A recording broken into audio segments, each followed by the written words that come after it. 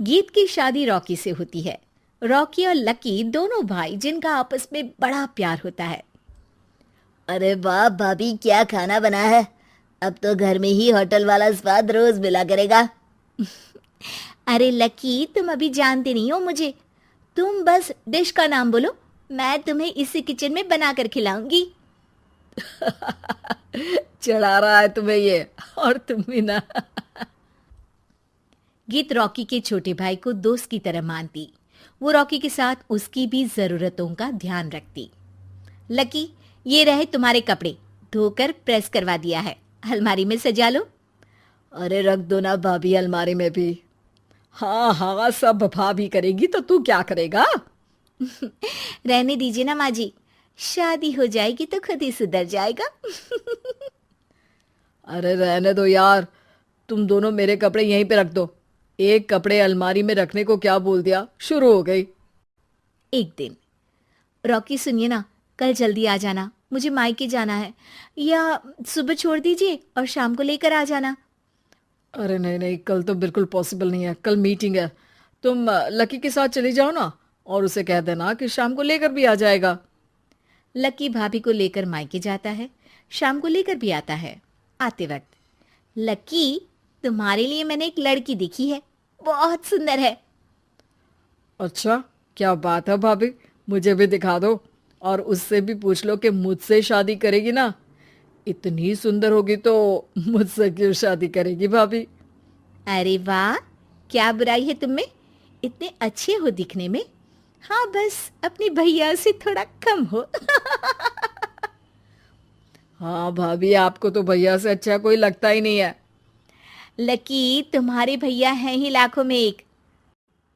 रात में दोनों घर आते हैं, लेकिन थोड़ी ही देर में उनके घर रॉकी की मौत की खबर आती है। हे भगवान, ये क्या हो गया। मेरा बेटा मुझे वापस कर दो। सब मिलकर माँ और गीत को संभालते हैं। एक दिन, गीत बेटा, अब तो रॉकी रहा नहीं, तू देख ले अगर मायके जाना हो तो। गीत कुछ नहीं बोलती और कमरे में चली जाती है। एक दिन बुआ सास उन लोगों के घर आती है। अरे भाभी, किसकी नजर लग गई आप लोगों के घर में? मुझे तो लगता है कि इस लड़की के ही पैर ठीक नहीं है, तभी तो आते ही हमारे घर का चिराग खा गई। बुआ सास की बात सुनकर गीत को रोना आ जाता है। वो अपने कमरे में जाकर जोर जोर से रोने लगती है। लकी को ये सब देखकर अच्छा नहीं लगता। बुआ क्या बोल रही हैं? किसी का जीना मरना ऊपर वाले के हाथ होता है, ना कि किसी के पैर पर। अरे देख लो भाभी, छोटा भी हाथ से निकल रहा है। ऐसा ना हो कि ये लड़की सबको आपके खिलाफ कर दे। तभी वहां गीत चाय लेकर आती है। लीजिए बुआ जी, चाय पी लीजिए। बुआ तो घर से चली जाती है, लेकिन सास के मन में गीत को लेकर नेगेटिव विचार भर जाते हैं। अब देख गीता, बहुत हुआ, यहाँ रहकर भी कुछ नहीं होगा। अच्छा होगा कि अपने मम्मी पापा को बोल के तुझे यहाँ से लेकर जाए। और गीत अपने मायके चली जाती है, जहां आस पड़ोस के लोग कहते हैं, अरे रे, बेचारी की शादी के 2 साल ही हुए थे, लेकिन पति नहीं रहा। सास ने भी घर से निकाल दिया। देखो भाई भाभी कब तक साथ रखते हैं। और शादी करा देनी चाहिए इसकी, तो उम्र ही क्या है इसकी। हाँ, लेकिन करेगा कौन? एक तो शादीशुदा, ऊपर से कलंक पति की मौत का। तभी वहां लकी आ जाता है और वो पड़ोसियों की बात सुन लेता है। लकी, तुम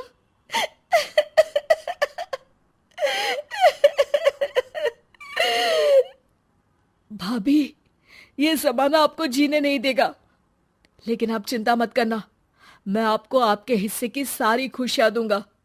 लीजिए, माँ ने आपका ये बैग भेजा है, इसमें आपके जरूरी सामान है जो वहीं रह गए थे।